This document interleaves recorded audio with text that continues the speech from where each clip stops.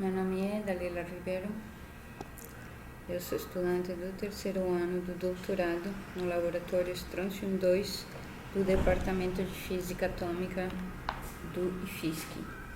Eu trabalho baixo a orientação do professor Philippe Corteil no projeto do gravímetro atômico de estrôncio.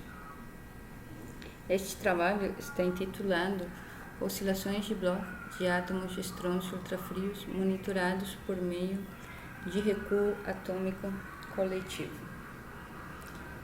O trabalho encaixa-se na área da metrologia, pois visa a construção de um gravímetro que funcionaria com interferência de uma onda de matéria. Os experimentos disponíveis atualmente baseados em interferometria da matéria usam técnicas de medida ou de monitoreio que são destrutivas, tais como imagem por absorção ou fluorescência, onde um feixe ressonante interage com os átomos e destrói a nuvem depois do tempo da interação, depois de fazer a foto. Então, sempre que uma medida vai ser feita, é preciso fazer uma nova nuvem de átomos. A gente quer propor um método de monitoramento contínuo da dinâmica dos átomos e assim ter um instrumento de medida contínua. Para a realização, dois efeitos são necessários. O primeiro efeito é as oscilações de Bloch. É um efeito quântico que foi pronosticado pelo Felix Bloch em 1929.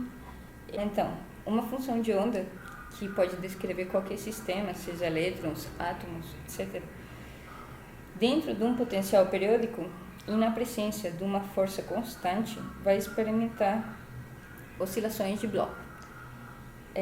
Essas oscilações têm um período que é proporcional com a força aplicada.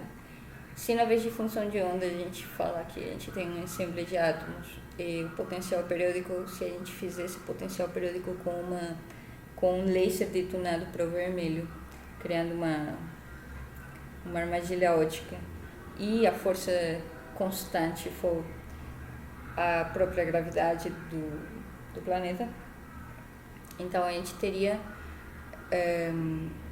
oscilação desses átomos para cima e para baixo com uma frequência que é proporcional à frequência das oscilações de Bloch. Além das oscilações de Bloch, a gente também vai precisar, para que o método seja não destrutivo, o efeito Carl. O princípio de funcionamento do Carl vem de Collective Atomic Recoil Laser, e o princípio de funcionamento baseia-se no recuo fotônico e seu efeito coletivo. Daí, quando um ensemble de átomos está acoplado numa cavidade e esta cavidade é bombeada, luz é injetada dentro do modo da cavidade, os átomos vão ver essa luz e vão sentir, vão interagir com ela e vão sentir um recuo fotônico. Aí eles vão se mexer, vão ganhar momento, mas eles vão emitir luz no modo contrapropagante da cavidade. Essa luz criada pelos átomos vai carregar na fase dela as informações das interações dos átomos. Então, se a gente juntar esses dois efeitos, poderíamos provar as oscilações de Bloch sem destruir a nuvem. Então, os átomos vão ficar oscilando para cima e para baixo e uma pequena quantidade de Carl vai entrar na cavidade e vai interagir com esses átomos, e a resposta desses átomos, no modo contrapropagante, vai nos dar as informações sobre a dinâmica dessa onda de matéria. Então, assim já fica claro, definir o objetivo do projeto, que é fornecer a prova de princípio de funcionamento contínuo de um gravímetro de interferometria atômica. Agora bem, o que precisamos para fazer isso? Para fazer a onda de matéria, vamos precisar de átomos numa temperatura muito baixa. O átomo que a gente usa é o estrôncio, que possui um momento magnético zero no seu estado base e que faz insensível para perturbações como o campo magnético terrestre. O estrôncio pode ser resfriado com transições visíveis, essas aqui são todas as transições algumas das transições do estrôncio. A transição principal que a gente usa para fazer a primeira etapa de resfriamento, botar os átomos numa temperatura no limite Doppler, é 461.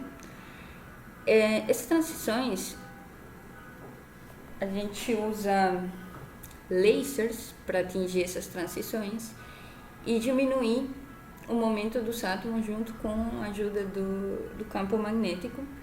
E aí a gente consegue criar uma nuvem de átomos frios, que são átomos que estão presos numa armadilha magneto-óptica, ou MOT, como é o acrônimo em inglês, de Magneto-Optical Trap. É possível, com estrôncio, atingir temperaturas ainda mais baixas que o efeito, que o limite Doppler, e chegar por baixo do recuo fotônico do átomo. Essa transição, essa temperatura é atingida com a transição vermelha, e essa transição vermelha ela tem um line width de 7.6 kHz, que a faz perfeita para efeitos quânticos, como vai ser as oscilações de Bloch, que são um efeito quântico. Então, para atingir essa transição e fazer o MOT vermelho, precisamos de um laser de uma banda menor que a da transição, um laser super estável que consiga ter um line width menor que 7 kHz. A estabilidade do laser não é difícil, sim, é difícil de atender, mas bom. Então, esse laser vermelho, esse laser dessa transição, é um comprimento de onda que não é muito comum comercialmente, e a gente consegue comprar um laser comercial perto dessa transição, suficientemente perto, e travar esse laser comercial numa cavidade super estável, fazendo que o line width do laser fique bem fino. Só que nas últimas etapas do resfriamento dessa transição, a gente também precisa modular a luz para conseguir pegar todas essas velocidades dos átomos e conseguir fazer um resfriamento melhor. Então, essa modulação, sempre que é feita, geralmente a direção do laser muda. Então, a gente precisa de um sistema alternativo. Bom, além do problema da modulação, a gente também tem o problema de que a potência que sobra depois de modular e estabilizar o laser principal é muito baixa e não é suficiente para fazer a nuvem atômica. Então a gente precisa de mais potência. Então o que a gente fez foi injection locking. Injection locking é um processo que sincroniza em fase dois lasers independentes. Para isso, uma pequena quantidade da potência do laser master é injetada num laser de diodo através de um isolador óptico. Quando a frequência do laser escravo fica próxima da frequência do laser master, o master toma controle do laser escravo e os dois lasers ficam travados em fase. Dado que o laser master já está travado na supercavidade, o travamento no laser escravo é automático. E além disso, a gente consegue usar a potência que sai do laser escravo para fazer o MOT vermelho. Entre os resultados atingidos até o momento no laboratório está o resfriamento dos átomos na transição azul, atingindo temperaturas de mais ou menos 6 mK. Ainda precisamos diminuir um pouco mais essa temperatura, mas nosso laser azul está em trânsito, está vindo para nós. Entre as outras coisas, a gente conseguiu uma estabilidade de travamento do laser vermelho de 10 Hz. Na real, que a gente não sabe se o valor é menor, só que a gente está limitado pela leitura do instrumento de medida. Mas de qualquer jeito, são uma estabilidade muito alta para qualquer laser, para qualquer sistema de travamento. E a gente também fez um bit da nossa luz vermelha com um laboratório do lado, que também trabalha com experimentos de estrôncio, e vimos que o line width da convolução desses dois lasers dá um valor de 3 kHz, quer dizer que nosso laser pode ter esse line width ou menos, o que faz perfeito para atingir uma transição de 7 kHz. Então, nessa gráfica dá para ver uma evolução temporal do processo de injection quando é mudada, quando a gente mexe na corrente do laser de diodo, ou melhor dito, a gente mexe na frequência, ou na área de frequências na que ele se encontra. Aí, eventualmente, chega um momento em que o laser master toma controle e a frequência e o line width do laser escravo ficam exatamente sincronizados com o do laser master. Outra coisa que a gente fez nesse período foi publicar um artigo sobre feixes de Bessel, como feixes de Bessel ocos, usados como guias de onda, e eventualmente a gente vai implementar isso experimentalmente no laboratório.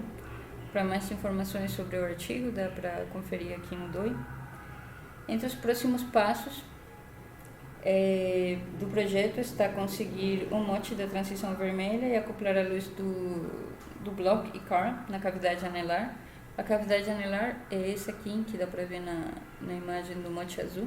São esses 3 espelhos que ficam ao redor do mote. Dá para ver que o mote já está dentro da cavidade, mas o que precisa estar dentro da cavidade é o mote vermelho. Então ainda falta atingir a transição vermelha e acoplar a luz dentro dessa cavidade para implementar assim nosso sistema de medida.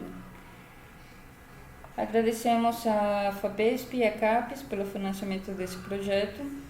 Muito obrigada pela atenção. Se tiverem dúvidas ou perguntas, podem enviá-las ao meu e-mail.